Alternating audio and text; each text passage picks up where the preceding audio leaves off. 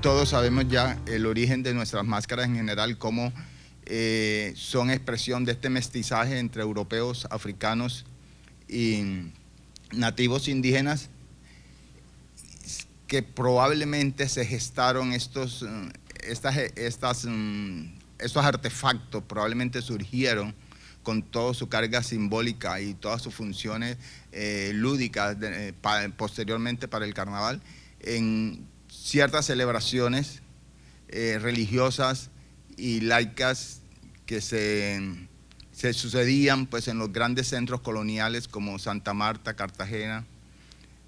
También hubo en Valledupar, hubo máscaras que emigraron desde el Corpus Christi a Barranquilla, al Carnaval de Barranquilla. Sin duda, a través sobre todo de los llamados cabildos de negros y de las famosas cofradías, instituciones que los colonizadores españoles implantaron para, digamos, manejar un poco toda esta situación de esclavitud de los esclavizados africanos traídos a América, y ellos en una forma de resistencia, de arraigo de memoria, de permanencia de sus tradiciones, pues aprovechaban estos espacios de celebración, repito, para recordar y inventar, recrear en un nuevo entorno, ¿sí? A través de los rituales que se sucedían, tanto los instrumentos musicales como este tipo de máscaras. Sin duda, las máscaras del carnaval aportan elementos de memoria, resistencia y reconocimiento de una identidad que con ese trasplante desde otra parte del océano estaba amenazada. Emergieron, como decía, en celebraciones religiosas y laicas, pero también hicieron parte de las celebraciones del carnaval en las sabanas de Bolívar, en los pueblos ribereños. A veces no se nombra mucho el carnaval de las sabanas de Bolívar y Sucre, pero allá pues se sucedían y aparecían los tigres y los capuchones, sobre todo los monocucos, los indios de trenza y una serie de danzas. Si algunos de ustedes son oriundos de allá, de pronto persisten todavía estas celebraciones. Yo soy de la sabana y por eso les confirmo, porque muchos investigadores y personas que hablan sobre el carnaval nunca se refieren al carnaval en las sabanas de Sucre, Bolívar y Córdoba. Posiblemente las máscaras, es una hipótesis a confirmar, emigraron a Barranquilla con los migrantes, con los esclavos libertos provenientes de Cartagena, ¿sí? A fines del siglo XIX, que se asentaron en esta gran urbe que comenzaba, digamos, a desarrollarse con toda su capacidad de comercialización marítima y fluvial. Y esa es la hipótesis que se plantea. Llegaron y se asentaron los negros libertos con sus tradiciones, su carga de valores y de tradiciones en barrios, en lo que se denomina el barrio abajo, ¿sí? En sectores de Rebolo y de San Roque principalmente, y todavía permanecen ahí. De hecho, vamos a observar más adelante, la máscara más antigua del carnaval data de 1878 y la conserva el señor Alfonso Fontalvo, director de la danza El Torito Ribeño, en su casa museo ubicada en el barrio Rebolo. Es la máscara más antigua que se conserva del Carnaval de Barranquilla, tallada en madera, con una fisonomía, una forma y unos detalles muy propios de este estilo de máscara que vamos a denominar posteriormente el diseño Rebolo. Como ustedes saben también, esa casa es una casa museo apoyada incluso creo que por una fundación de Barranquilla. Hablar sobre las máscaras, se puede, digamos, aproximarnos a clasificar las máscaras. Podemos hablar de clasificar, organizar las máscaras del carnaval, que son muchas, es un universo completo, desde 3 puntos de vista. Podemos hablar máscaras según grupo folclórico, ¿sí? Entonces hablamos de máscaras para danzas, ¿sí? Máscaras para comparsas y máscaras de disfraces, ¿sí? Y vamos a tratar este tema rápidamente. En segundo lugar, también podemos hablar de que las máscaras de Barranquilla se pueden organizar por oficios. Entonces son máscaras talladas en madera, máscaras moldeadas en papel o máscaras confeccionadas en tela. ¿Sí? Es otra clasificación. Y son las clasificaciones principales y, por supuesto, máscaras por materiales, máscaras de madera, tela y papel.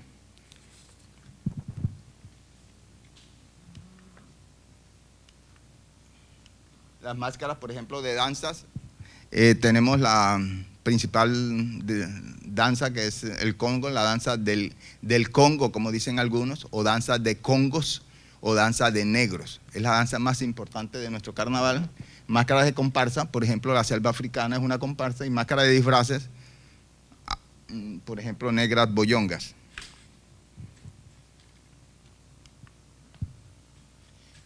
Entonces, comencemos a hablar un poco de las máscaras en las danzas.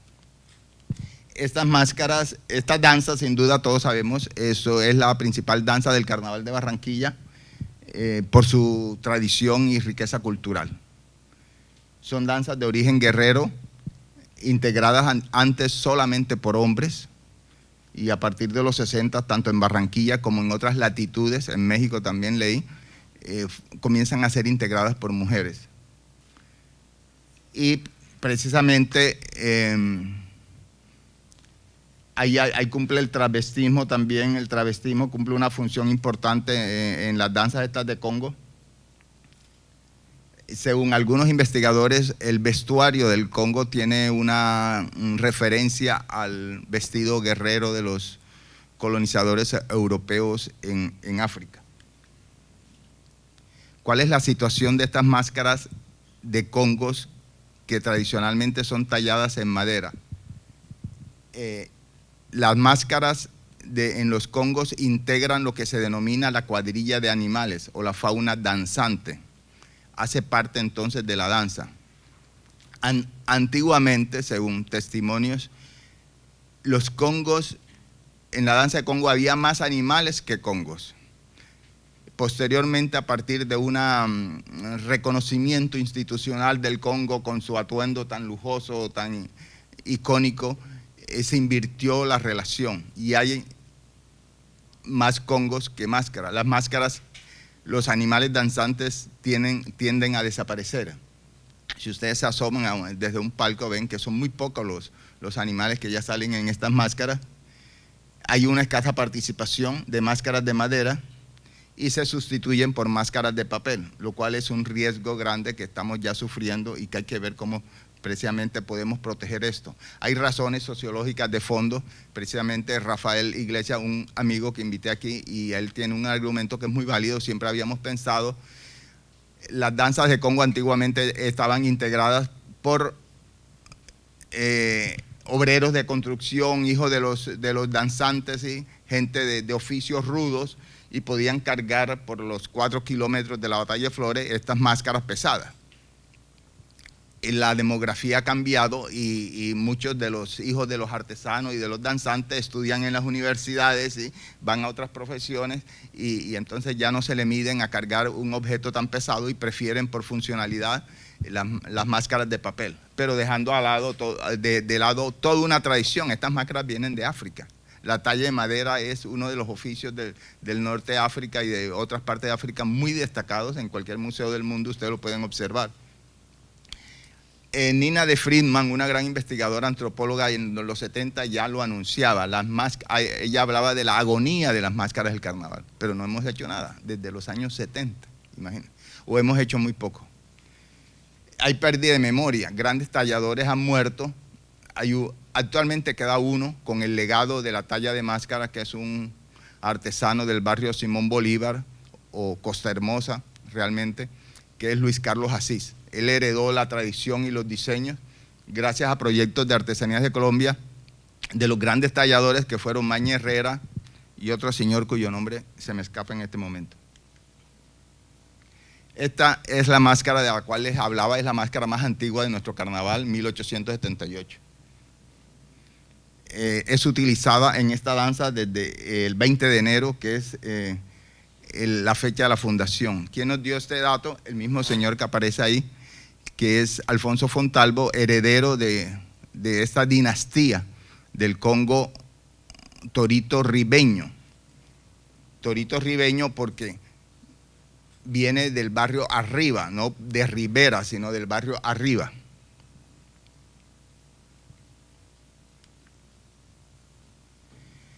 Este tipo de máscaras que se generaron en Rebolo, talladas en madera, tienen unas características de diseño interesantes y que la diferencian de las máscaras de Galapa y de otros municipios.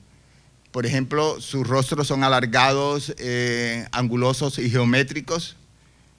Hay una decoración abstracta con colores. Los colores que se utilizan en las máscaras son planos, no son mezclados. Cuando ustedes vean una máscara con colores mezclados, bueno, eso es una innovación, eso no es lo tradicional. Y priman el negro, el rojo, el amarillo y el blanco. Aquí hay unas coincidencias interesantes. Estos son los colores también que priman en las máscaras africanas, si ustedes asoman a algún museo africano, ¿sí? Los ojos y narices protuberantes sobre grandes ojeras bordeadas por líneas y puntos, las mandíbulas articuladas. Esto es muy propio también, lo encuentra uno en informaciones antropológicas de la máscara del norte de África. Mandíbulas articuladas en las máscaras, sobre todo en algunas como perro, gato, tigre y gorila. Seguimos con las características de estos artefactos, son unas piezas escultóricas realmente. Los dientes, colmillos, cachos, bigotes, lenguas, todos deben ser hechas por tradición de materiales naturales, ¿sí? Los dientes incluso a veces son extraídos de animales, pero esa costumbre se ha perdido. Los pelos se usan crines de caballo para poner los bigotes, y todo esto tendiente a reforzar la imagen del animal representado. No es fortuito, no es gratuito, sino es para ello. Un elemento que a veces pasa desapercibido, pero que es clave, es el rombo de espejo o un sol de espejo en la frente de las máscaras, sobre todo en la del torito y en otras máscaras.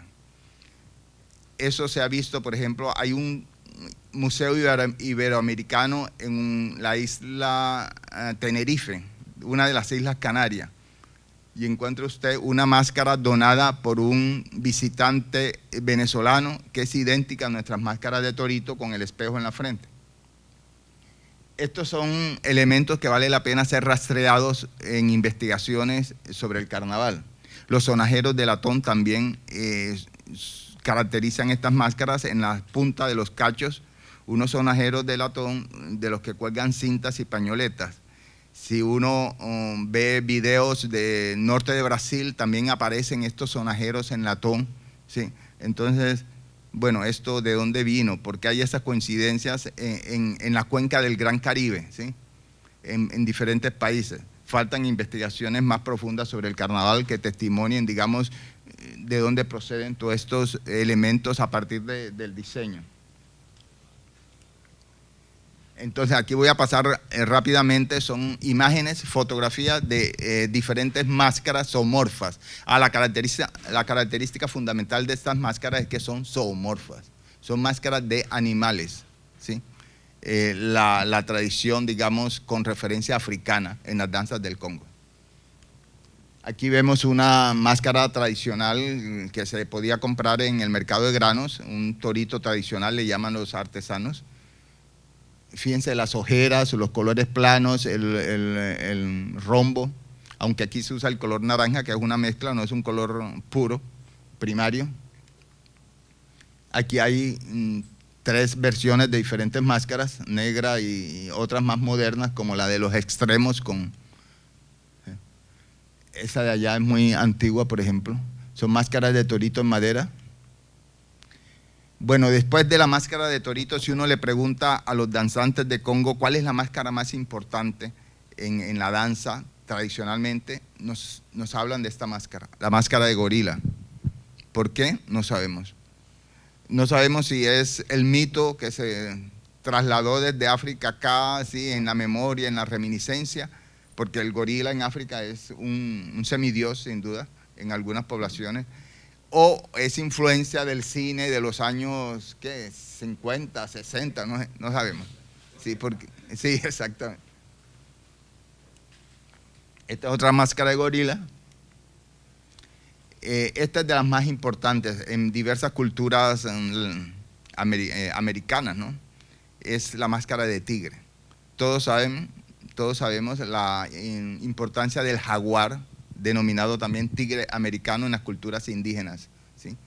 El dios mítico tanto en México como de ahí para abajo, en todos los diferentes pueblos indígenas, en el Amazonas, ¿sí? Con el yagé, en el ritual del yagé, los chamanes se transforman en jaguar y asumen poderes, etc. Este es nuestro tigre, el tigre de manchas, y como dicen algunos artesanos, el tigre de bolas. En esa abstracción de estilo le llaman el tigre de bola, que es diferente al tigre rayado, que es el tigre asiático, el tigre de Bengala, ¿sí? Esto es una máscara hermosísima en su diseño, por ejemplo. Estas máscaras que estoy presentando son resultado de un trabajo que se hizo con Artesanías de Colombia en el año 96, a partir de unas investigaciones realizadas por una antropóloga que se llama Lavinia Fiori y una diseñadora industrial que se llama María Gabriela Coraday. Los resultados de estas investigaciones permitió, cuando comenzamos a trabajar aquí con Artesanías de Colombia, el Carnaval de Barranquilla, apuntarle al rescate de las máscaras tradicionales en madera y en otros materiales. Y entonces se trabajó mucho con los directores de Congo y ellos hacían memoria y decían cómo eran las máscaras antes y se les hizo dotación de talleres y pudieron replicar este tipo de piezas. La idea era que las danzas, esa fue una iniciativa que se tomó en ese momento, que las danzas del Carnaval de Barranquilla produjeran sus propias máscaras y se aprovisionaran de ellas, apoyando así su economía, porque las máscaras de madera son costosas, ¿sí? Las aprendieran a hacer y las tallaran, y se montaron talleres por ejemplo, con Fontalvo, con Carlos Maestre también, el del Toro Grande, y también en Galapa, etc. Esta es una máscara hermosa en su diseño, y en sí, la máscara del burro negro. Es una pieza antigua de nuestro carnaval que ya no aparece, solamente pues las réplicas que hace actualmente, repito, Luis Carlos Asís en el barrio Simón Bolívar. Este es el burro blanco, un ícono también del carnaval tradicional. Este es el chivo, tallado en madera, con cachos, a veces pues estos son de madera, pero regularmente se los ponían pues cachos naturales de chivo y barba de chivo, por supuesto.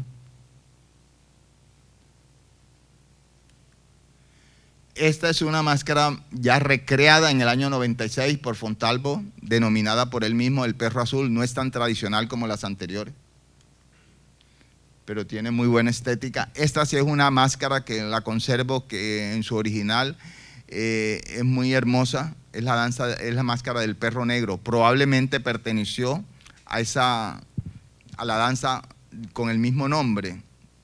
Recuerden que existió una danza del carnaval también desaparecida que se llamaba la danza del perro negro, ¿sí? Actualmente esta máscara hace parte de las danzas de Congo. Esto es una máscara también de mico, muy hermosa. Fíjense que el nivel de abstracción, vamos a compararla con las de Galapa, y ahí se ve la diferencia en la tradicionalidad de unas y otras. Esta máscara sí hace parte de la danza que todavía subsiste, se llama micos y micas de la costa. Usan a veces máscaras de papel, pero también de madera. Aquí están los datos. El diseño tradicional fue transmitido por el tallador Vicente Pérez Pizinga, reconocido por Artesanías de Colombia el diseño en el año 96. Bueno, hablábamos antes entonces de las máscaras zoomorfas que pertenecen a las danzas de Congos, ¿sí? Ahora nos referimos a otro tipo de danzas, que son las danzas que tienen influencia religiosa, y se trata de los diablos, arlequines o diablos espejos. Fíjense que esto es interesantísimo, pues todo se relaciona, y esto no es no son cosas aisladas. Por ejemplo, esta danza tiene antecedentes en la fiesta del Corpus Christi. Esta fiesta se originó en Lieja, Bélgica, en el año 1246. Hay una bula del Papa Urbano IV de 1264 donde habla de la celebración de esta fiesta del Corpus Christi. El Corpus Christi fue una de las fiestas más importantes del colonizaje, ¿sí? De la colonia. Había como 4 apenas como fiestas principales y esa era una de las fiestas más importantes del año. ¿Y qué sucedía en esa fiesta que todavía se celebra con mucho arraigo en Atanques, corregimiento de Valledupar? Entonces, para adoctrinar a los indígenas y a los negros de los palenques, se celebraba esta misa, esta Eucaristía, y se escenificaba la danza de los diablos enfrentados a las cucambas. Las cucambas eran unos pájaros blancos muy bellos que representaban el bien y el diablo representaba el mal. Entonces los curas doctrineros querían era adoctrinar a los indígenas sobre eso y mostrarles que era lo bueno y que era lo malo. La danza entraba, es decir, los diablos no le podían dar la espalda al Santísimo, tenían que bailar, ¿sí? Hay mucha información de esto en las redes y hay textos incluso de la época donde hablan y a veces se les salía de las manos estas celebraciones festivas, y hay información sobre el obispo de Santa Marta pues condenando estas celebraciones porque podríamos decir que se degradaban un poco. De esta máscara, por ejemplo, entonces, que surge en la fiesta del Corpus Christi, salta, no sabemos cómo, al Carnaval de Barranquilla, ¿sí? Y se conforma se integra a las danzas de diablos de Soledad y Sabana Larga. ¿Qué es esta? Esta es la máscara que se usa actualmente. La anterior es la de Atanques, ¿sí? La celebración de Atanques es recomendable, se celebra en junio, esta Eucaristía, este Corpus Christi. Aquí vemos entonces la máscara de diablo con los espejos, y este diseño fue transmitido oralmente por Alfonso Fontalvo en el año 96.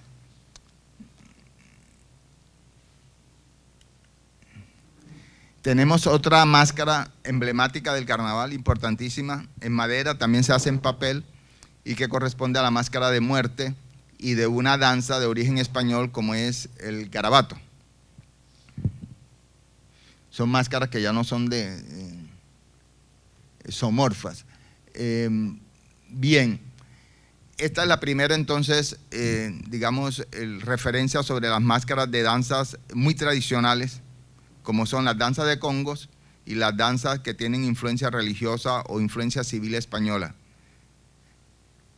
Pasamos a ver entonces las máscaras que aparecen en unas danzas que tienen más influencia indígena y mestiza.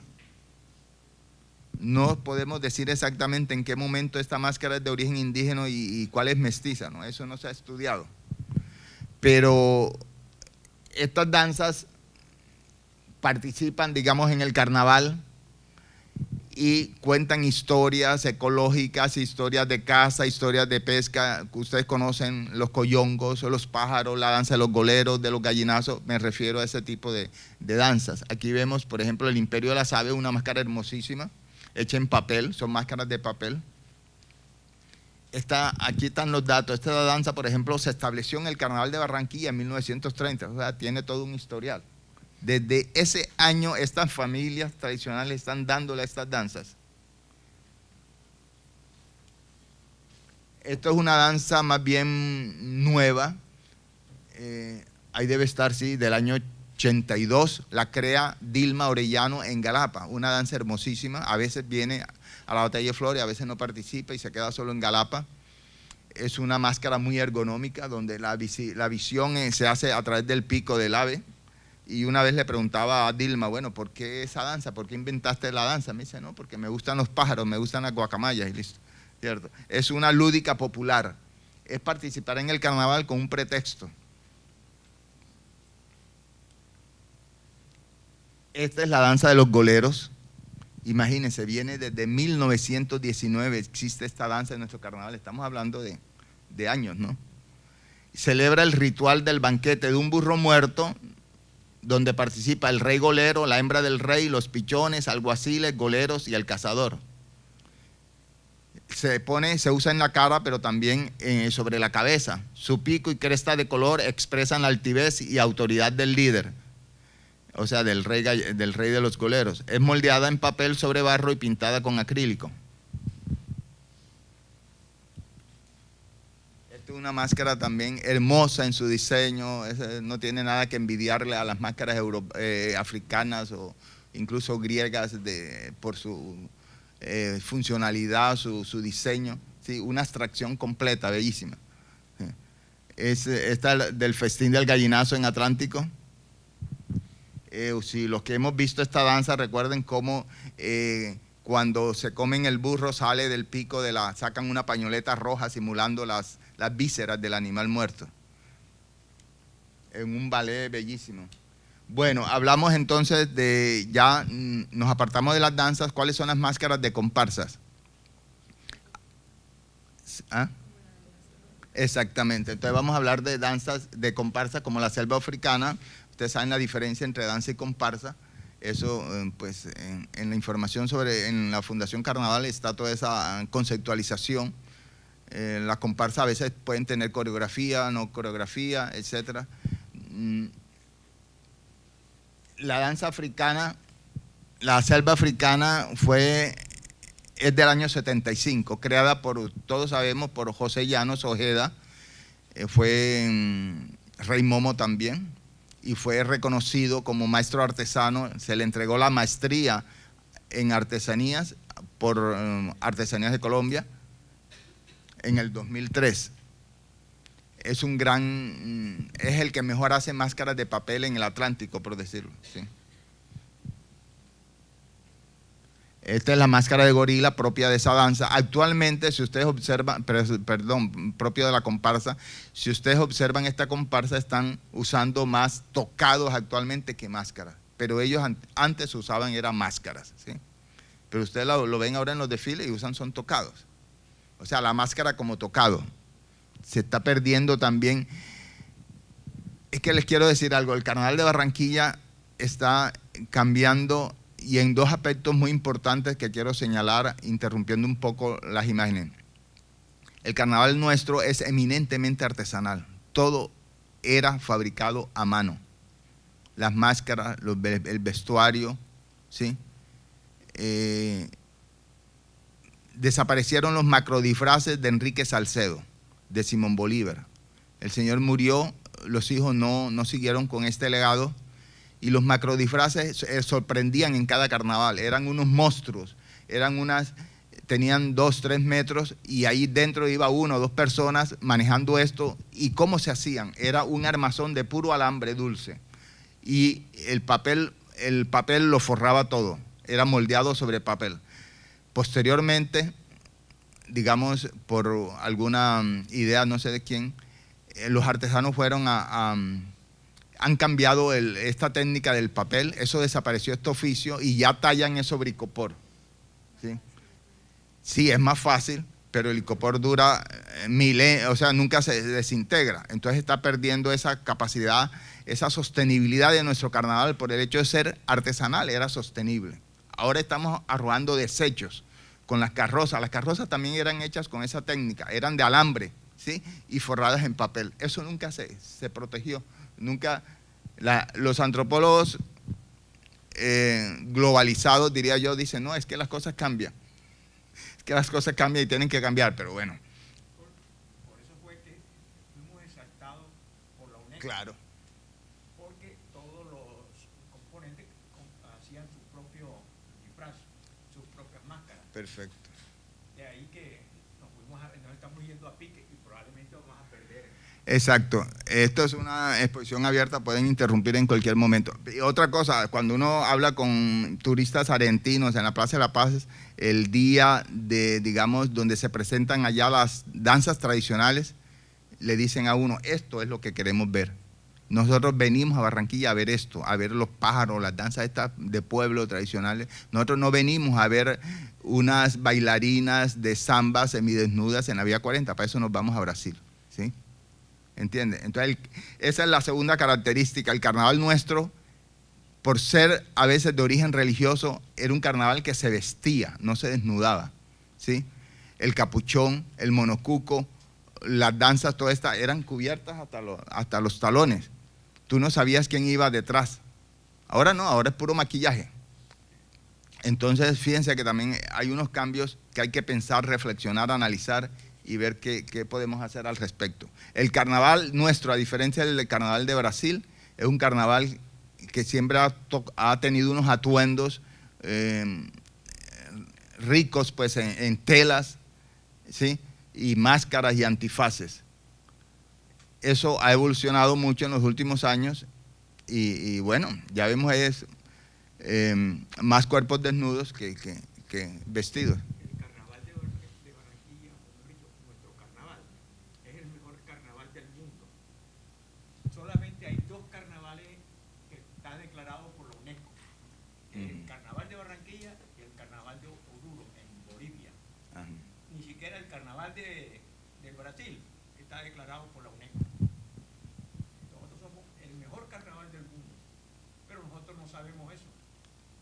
La riqueza de nuestro carnaval a nivel de folclore, de la cultura, es impresionante porque recoge todas las tradiciones de la región. El anterior era una máscara de mandril de la selva africana. Hablando con José Llanos, él se inspiraba mucho y me ha dicho en los medios masivos de comunicación y en ciertos programas. Él me dice pues que lee en National Geographic, entonces ve unas jirafas que cuando se asustan las jirafas voltean las orejas así. Y entonces él hace máscaras con cebras con las orejas volteadas hacia adelante. Entonces, en todo cabe en carnaval sin duda. Es una comparsa reciente donde él puede avanzar en eso, pero hay unas cosas más tradicionales. Bueno, fíjense que esto también ya desapareció, Rafa, y de esto yo te hablaba. Esto es un disfraz nuestro, auténtico, ya desaparecido, lastimosamente. ¿Cómo se llama? Capuchón. No es el monocuco. El monocuco es otro y viene de otro origen. Este capuchón viene de los penitentes de Semana Santa, ¿sí? Lo que tiene en la cabeza se llama capirote, ¿sí? Y eso se usaba antes. Mire, esta foto es aquí en Barranquilla. Luego son máscaras de tela, por ejemplo. ¿Sí? El del antifaz. Y tiene su origen en el arlequín, en los bufones de palacio de las cortes europeas, ¿sí? Sí. Y esto tiene su origen en los penitentes de Semana Santa. Fíjense aquí los capuchones. No tienen antifaz, son escarchas que tienen al lado de los ojos para resaltar, pero es una capucha que uno se ponía larga hasta acá, ¿sí? Era una pieza de pronto apuntada atrás para que, digamos, no se cayera, pero es diferente al monocuco que vamos a ver a continuación. Esto es una máscara en tela que ha desaparecido. Creo que vi recientemente una que otra en carnaval, ojalá alguien la esté rescatando. Fíjense, este es el capuchón, vean la diferencia, ¿sí? Ambos tienen unos balandrones, se llama eso, ¿cierto? Ambos usan unos balandrones, pero la máscara, la capucha es diferente en cada uno. Este tiene una capucha, pero tiene antifaz y una cortina. Disfraz popular presente también en pueblos de Magdalena, Bolívar y Cesar, inspirada en los bufones de palacio como el arlequín. Esta es otra máscara de tela muy famosa de una creación popular, que es la marimonda. Esta era la marimonda original. La marimonda original era un saco de una funda de almohada con orejas de cartón y boca y ojos protuberantes. Este es el único disfraz original del barranquillero, del carnaval de Barranquilla. No hay otro, el único. Lo demás es como un centro de acopio del carnaval de Barranquilla. Vienen de todas partes. De todas partes, sí. Fíjense, esta foto fue tomada cuando el carnaval se realizaba en el Paseo Bolívar, años A. Fíjense, aquí está la marimonda engalanada, ya con satines y lentejuelas, es la nueva marimonda, la que conocemos, pero la marimonda antes era la otra. El que no tenía para disfrazarse, para hacer un disfraz lujoso, se disfrazaba de marimonda con una funda de almohada, orejas, y lo inventaba uno, ¿sí? Sí, exactamente, me faltaba eso. Entonces el vestido era un saco que ya no se usaba, volteado al revés, una corbata y el pantalón también al revés con los bolsillos por fuera. Era una ridiculización de la elegancia y con la pea sin duda, el pito que acompaña los movimientos grotescos, ¿sí? Sí, la varita también, sobre todo el monocuco también llevaba varita. Este es un disfraz de años A, las boyongas, que continúa, sí, continúa ahora con más exuberancia, parece una comparsa por ahí, un grupo exuberante, infladas, muy estéticas, que acompañan ciertos eventos. Estas son las famosas boyongas, que es un travesti, sí, vestido de como negrita, vendedora, como palenquera, vendedora de frutas, de alegría, de dulces, con mucha voluptuosidad en el movimiento, ¿sí?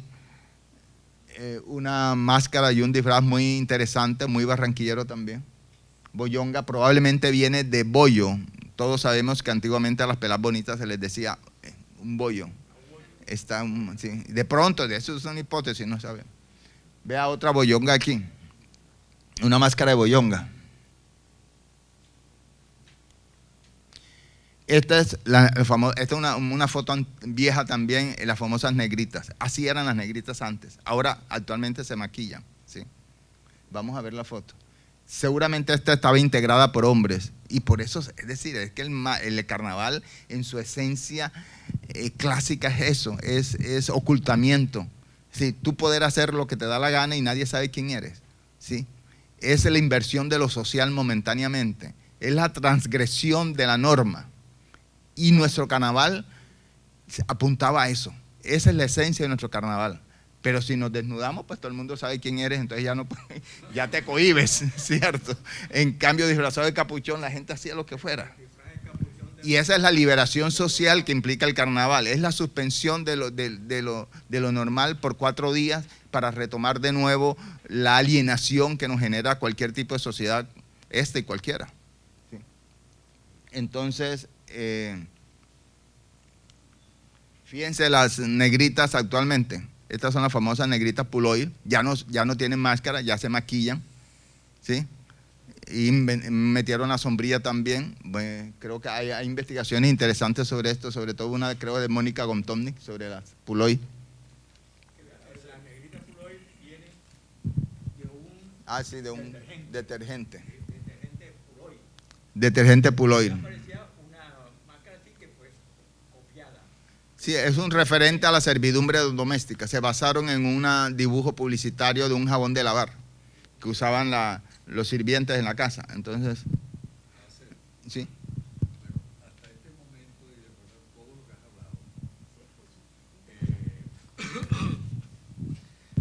veo que hay una cosa que ha influido poderosamente y, bueno, la has tocado, pero no se le ha dado de pronto la profundidad que necesita, y es que, por ejemplo, esta chica o estas negritas puloy que están ahí, obviamente cambiaron ese atuendo donde tenían que ponerse esa tela y, bueno, yo no sé, obviamente los jóvenes que están aquí, que tanto han participado en una batalla de flores y que tanto han bailado, pero eso es una cosa tesa, en el sentido de que tú te estás ahogando con el clima, o sea, el medio geográfico y la temperatura de esta ciudad, el clima extremoso, y es lo que pasa también con los del Congo Grande y las famosas máscaras de madera que pesan.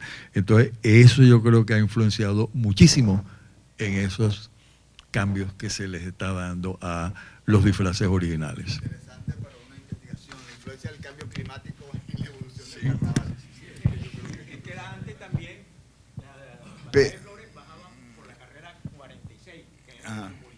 Claro, perfecto. Lo mismo la 43 también, con árboles, lo mismo que después la 44. Pero ahora el día 40 no tiene árboles por ningún lado. Sí, no, y lo que había que valorar, se me ocurre, es la intensidad del goce del carnaval, estando uno disfrazado, o el goce también del selfie con el maquillaje esplendoroso, ¿cierto? Entonces, ¿qué es lo que más te satisface íntimamente y te desarrolla como persona y como individuo? Sí. Listo, bueno, entonces hablemos rápidamente de la evolución de las máscaras. Aquí nos vamos a referir a los oficios. Hay muchos artesanos en diferentes municipios que tallan, moldean y confeccionan máscaras. No me voy a detener mucho en hablar de dónde viene cada oficio, porque eso ya es tema de, por ejemplo, la talla, el papel tuvo que ver con los muñecos de año viejo, el moldeado de papel. Yo investigando, podemos decir que el papel se introduce aquí en Colombia como en el siglo XIX, a diferencia en México, que los nativos mexicanos sí trabajaban el papel desde tiempos inmemoriales. Eso con papel maché. Sí. La confección como oficio también ha cambiado. Hablando con Fontalvo, él me decía, antes se usaba el pompadour. Los congos usábamos la tela pompadour, ahora usamos satín y lamé. ¿Sí? Han cambiado también los géneros, los textiles. Bueno, Artesanías de Colombia en los 80 diversificó las máscaras y entonces las únicas máscaras de tela que había era, como les decía, la marimonda, la boyonga, la negrita. Entonces, con unos diseñadores se hicieron máscaras de burro, de torito en tela, para mayor funcionalidad, por más frescura y todo. Sí, ahí está el grupo de mujeres de Galapa aprendiendo a hacer máscaras en tela. Actualmente hay un grupo en el barrio La Paz que trabaja esto. Bien. Entonces, fíjense, esta es la diferencia. Aquí vemos una máscara tradicional que probablemente con referencia de Rebolo, mucho más abstracta. Aquí vemos una máscara de Galapa que son más cabezas que máscaras, las de Galapa. Galapa le ha ido muy bien comercialmente. Sí, es que porque ellos, digamos, yo creo que escucharon muy bien las voces del mercado y comenzaron a producir para el mercado. Y ellos, más que máscaras para las danzas, son cabezas escultóricas para la decoración, ¿sí? O para el souvenir. ¿Sí? Esto es una máscara de chivo. Entonces los diseños son muy diferentes a los que vimos anteriormente. Galapa son colores, el cromatismo es mucho más amplio. A veces estos son máscaras de Galapa también. A veces son menos ergonómicas, ¿sí? Y más realistas. Yo diría que las de Rebolo son más abstractas. En síntesis, hay dos tendencias de diseño, Rebolo y Galapa, ¿sí? Cada uno son válidas por su calidad, por su riqueza en diseño, etc. Bueno, entremos ahora sí en la parte del patrimonial. El carnaval nuestro es patrimonial. Aquí hay una definición de la UNESCO sobre lo que es el patrimonio.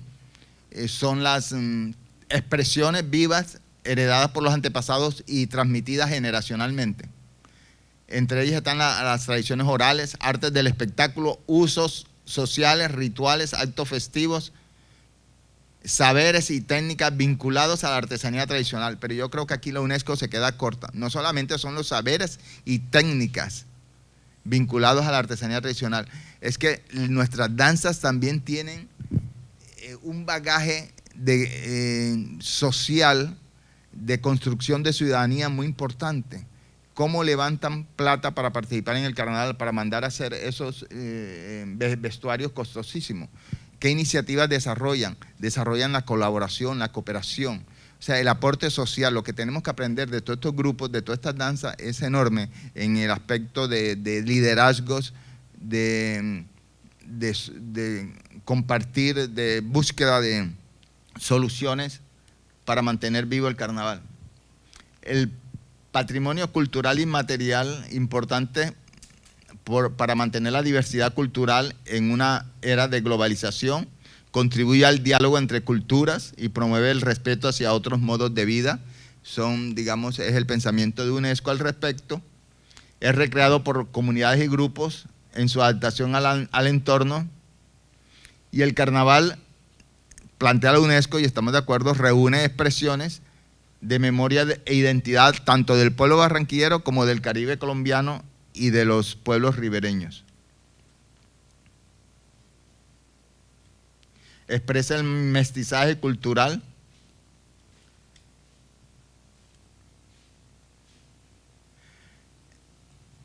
aquí precisando un poco más en qué consiste lo patrimonial de nuestro carnaval, podríamos decir que los saberes, los conocimientos, los diseños, la transmisión oral, la destreza, la maestría hacen parte, en el oficio, hacen parte de nuestro patrimonio cultural. Y no solamente eso, sino las prácticas culturales que tienen que ver con la producción de esos artefactos, con el uso, con su representación, con su puesta en escena, todo eso hace parte, es decir, cuando hablamos de patrimonio cultural en el carnaval, no nos estamos refiriendo a los objetos físicos, sino al cúmulo de saberes y conocimientos, ¿sí? Y de prácticas culturales que se relacionan con la puesta en escena de estas danzas y de estos artefactos que no vienen a ser sino el soporte que permiten la expresión de la danza, la puesta en escena.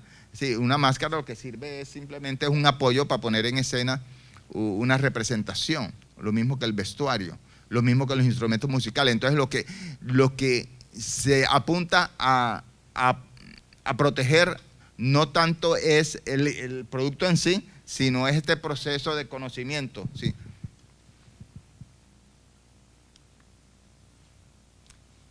Entonces, entrando en materia, ¿qué se ha hecho a este respecto? En el año 2013, trabajando con la Fundación Carnaval de Barranquilla en un proyecto de artesanías de Colombia, se gestionó la primera marca para proteger las artesanías del carnaval, en este caso las máscaras talladas en madera, porque nos consideramos que son muy importantes, es lo más importante que, digamos, y además los riesgos que tiene de desaparecer.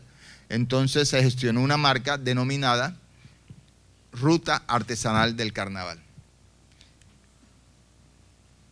Aquí está la foto de la primera página de la resolución. La resolución es de la Superintendencia de Industria y Comercio y sirve la marca para distinguir los productos de la clase 20 de la clasificación internacional de NISA. Y esta marca fue lanzada en el escenario de Expo Artesanías del mismo año. ¿Cuál es el objetivo de esta marca? Implementar el uso de herramientas de propiedad intelectual en comunidades artesanales y promover su posicionamiento en el mercado, evitar la imitación, competencia desleal y acciones que la afecten. La marca se aplica a proteger los diseños tradicionales, producto de conocimientos técnicos artesanales. Permite diferenciar los diseños de Galapa de los de Rebolo. Eso no quiere decir que los diseños de Galapa vayan a estar excluidos, porque se pueden abrir capítulos dentro de la marca. Cuando se reglamente y se aplique la marca, se pueden abrir capítulos para cobijar también otros diseños válidos, así como también otros, el vestuario, ¿no? Y también, entonces la marca permite abrir capítulos para cobijar los diferentes productos. Objeto del reglamento, regular el uso de la marca para avalar y garantizar la producción de los productos identificados, fortaleciendo la identidad del producto a comercializar. Yo he estado una vez casualmente en el almacén de artesanía de Colombia en Bogotá, trabajando allá, pero no trabajaba en esa área, sino en desarrollo, en proyectos, y me di cuenta que llegaron unos turistas brasileños y había una exhibición ahí, pues en la vitrina había mascaritas de Carnaval de Barranquilla y preguntaron, bueno, esto es bonito, ¿y de dónde es esto? Yo metí la cuchara y los atendí, ahí le dije, sí, esto es del Carnaval de Barranquilla. Oye, pero es que muy bonito y todo, pero no dice nada por detrás, o sea, no hay una marca, no hay un sello. Incluso Artesanías de Colombia, que es la rectora del desarrollo artesanal en el país, y que esas máscaras, estas piezas se vendan sin una identificación, no se sabe, ellos son brasileros, ellos no tienen por qué saber de dónde viene esto. Como Café de Colombia, exactamente. Hecho en Colombia. Entonces se necesitan sellos, signos distintivos, se necesitan marcas, se necesita saber, la artesanía cuenta historia, expresa identidades, ¿sí? Entonces hay que saber poder identificar la procedencia de cada producto. El titular de la marca es la Gobernación del Atlántico. En el año 2013 la marca la tiene la Gobernación, pero la duración de esta marca es por 10 años. Es decir, que quedan, ¿cuántos años? Quedan 2 años, hasta el 23. Ahí luego ya fenece la marca, entiendo yo, y habría que hacer… Sí, claro, se puede renovar. Sí, toca hacer la gestión, entonces es un trabajo interinstitucional interesante que hay. Estos son pues aparte de lo que dice la marca, no me quiero detener en eso. La gobernación puede entonces licenciar la marca, puede decirle al artesano, bueno, usted puede usar la marca y firma un contrato. Al comerciante también le puede decir, vea, usted puede usar la marca, usted vende artesanías del carnaval, bueno, usted puede usar esta marca, yo le doy un permiso para que lo use por un año y va renovando. Y hay unas condiciones, usted no puede engañar a la gente, ¿entiende? Hay unas cláusulas ahí que todo eso está ahí reglamentado.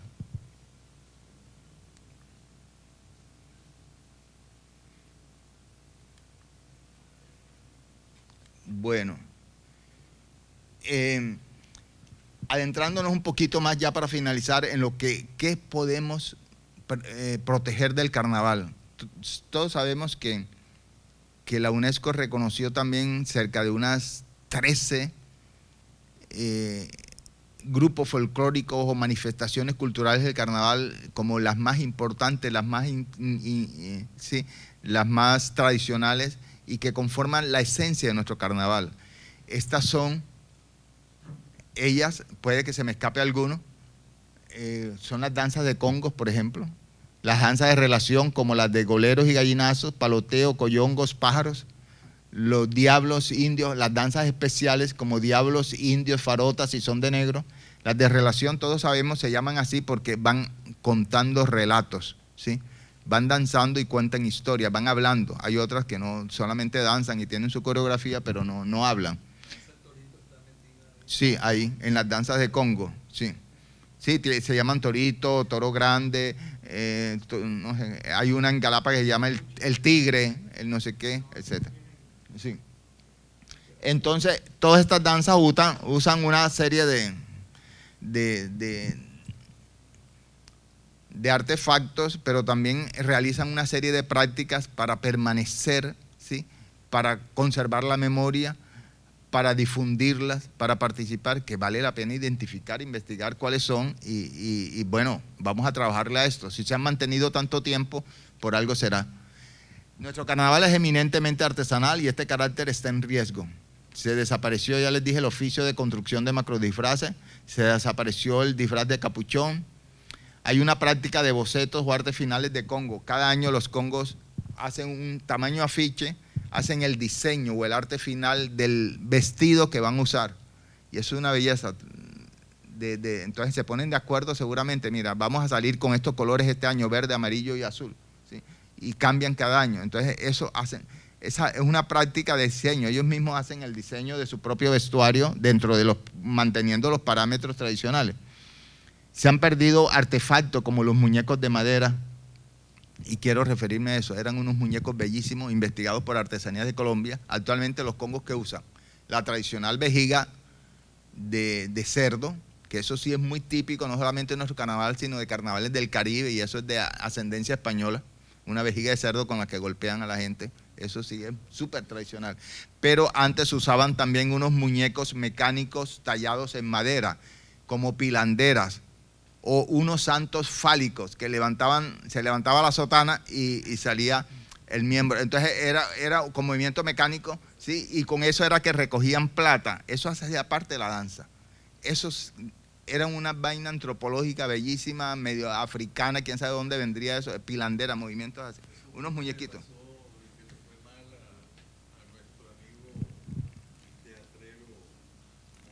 Moreu, ¿por qué? Ah, sí. Con Pastrana, sí. Se levantaba y lo han metido preso. Las autoridades lo han sacado de plena vía 40. ¿Tú crees que eso es posible? ¿Quién estaba de presidente en ese momento? Y en el palco estaba Pastrana. Sí, sí. Sí. Yo me acuerdo de eso. Pues, no. Bueno, no sé, hablamos con Darío. Moreu. Sí. Entonces, esas pilanderas eran bellísimas. Cuando hicimos el Festival Ponte la Máscara, se exhibieron estas piezas y todavía está en la memoria de artesanos, de talladores de máscaras de Galapa, por ejemplo, y de Rebolo, y las podrían hacer de nuevo. unos muñecos bellísimos que desaparecieron del mercado, desaparecieron de las danzas, desaparecieron. ¿Por qué? No hay razón, eran muy bonitos. Vestidos, sin duda, eran de madera, vestidos con su piloncito, eran dos pilanderas, una frente a otra y un solo pilón en la mitad, y entonces hacían este movimiento. Listo. Es bueno. Para preservar, ¿qué podemos hacer para preservar? Son unas preguntas que les dejamos, para preservar el carnaval. Se nos ocurre que hay que diseñar un proceso metodológico creativo con alta participación de grupos folclóricos, que el problema de la exclusión nos sigue carcomiendo, ¿sí? Entonces, ellos son los que saben, ellos son los sostenedores de la tradición, hay que trabajar con ellos. Hay que ir más allá de la filantropía y del paternalismo estatal. No, coja los milloncitos que le manda el Ministerio de Cultura o la alcaldía. Eso así no se trabaja, ¿sí? ¿Dónde están los proyectos participativos? ¿Sí? Y decirle, bueno, esto no es para que compre el ron que se va a gastar en... No, trabajemos, hagamos un proyecto, cuáles son las debilidades de su danza. Usted piensa que se está perdiendo, que vale la pena rescatar, etc. Bueno, hay que hacer un trabajo institucional y democratizar el saber del carnaval, porque hay pocas personas y entonces creen que los únicos que saben carnaval son ellos. No, pues hay que preguntarle a la gente, ¿sí? Y para eso estamos aquí en este foro. Bueno, finalmente, esta es la última diapositiva. ¿Cómo preservar? Me atreví a hacer esta seguidilla, esta, digamos, relación de elementos que podrían ayudarnos, orientarnos o armar la discusión de pronto. ¿Qué habría que proteger y cuál es el resultado? Por ejemplo, hay que identificar los componentes y elementos a proteger en cada una de esas manifestaciones, ¿sí? Entonces, para eso se necesita complementar las investigaciones que hay, investigar más el carnaval, hacer un registro, sistematización, análisis, ¿sí? Ir más allá de lo que hicieron los antropólogos en los 70. Y que eso permite que visibilizar, evidenciar toda la riqueza que hay al interior de cada agrupación. Segundo, después de identificar eso, que los mismos gestores del carnaval, los mismos portadores de estas tradiciones, se autorreconozcan en eso, o sea, se les devuelva la investigación a ellos, porque se investiga y los resultados quedan en las bibliotecas de las universidades o de los centros de investigación. No, señor, hay que socializar, hay que compartir. Le sacamos la información y no se la devolvemos, no se la entregamos. Entonces y eso les va a permitir a ellos autorreconocerse en esos resultados, en esos avances, en esas evidencias que arrojen. Tercer lugar, el reconocimiento social, hay que trabajarlo con ellos, ¿sí? Que no se sientan excluidos en el barrio, en la comunidad, en las esferas académicas, ¿sí? Culturales de la ciudad, sino el autorreconocimiento social es importante. Solamente se les reconoce que en el desfile y ni siquiera se les vitorea, se les aplaude en el desfile, no más. Todo el esfuerzo que ellos hacen, ¿sí? Entonces hay que trabajar con ellos profundamente esto. Otro paso que hay que dar es la divulgación y la comunicación, ¿no? De los resultados de todas estas investigaciones y procesos y la aplicación de los derechos de propiedad intelectual, ¿sí? Para protegerlos, defenderlos, distinguirlos, posicionarlos, comercializarlos y sí, meterse pues en serio de lo que se llama actualmente la industria cultural. Si no, te falta por hacer cosas, hay muchas cosas hechas, pero bueno, les dejamos estas inquietudes. Y hasta aquí yo creo está la charla para que entremos a hablar, ¿sí? Muchas gracias. Muchas gracias, Acer, por tu presentación.